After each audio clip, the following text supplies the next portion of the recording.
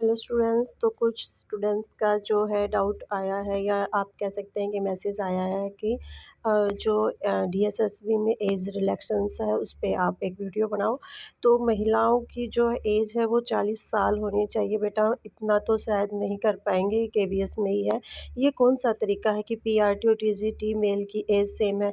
बेटा इसमें हम क्या कर सकते हैं कि हैशटैग चला रखा है, तो आप हैशटैग वन चांस ज़रूर अप्लाई करें, शायद हो जाए एज में कुछ।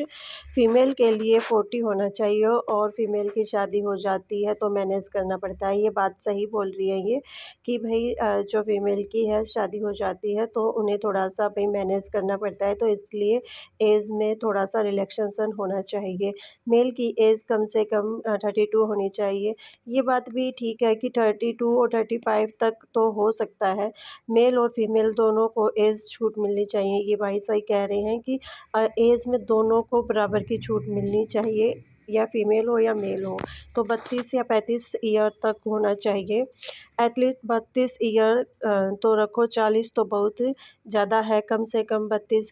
तो सभी ये चाहते हैं कि 32 और 35 के बीच में एज रिलैक्सेशन ज़रूर रखें। तो ये कह रहे हैं कि फ़ीमेल की एज 50 ईयर्स होनी चाहिए। बेटा ऐसा बिल्कुल भी पॉसिबल नहीं होगा कि 50 ईयर्स करेंगे। 10 ईयर का एज रिलैक्सेशन मिलना चाहिए। 35 मेल और फीमेल को 40 ईयर्स का बस।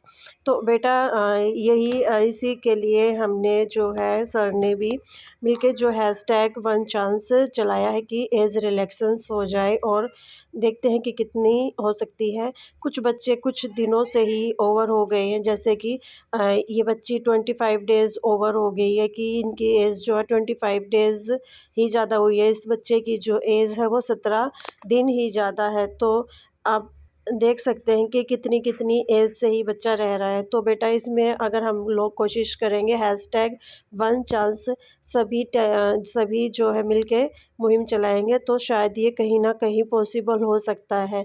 तो ये है हैशटैग वन चांस, ज़रूर आप करें।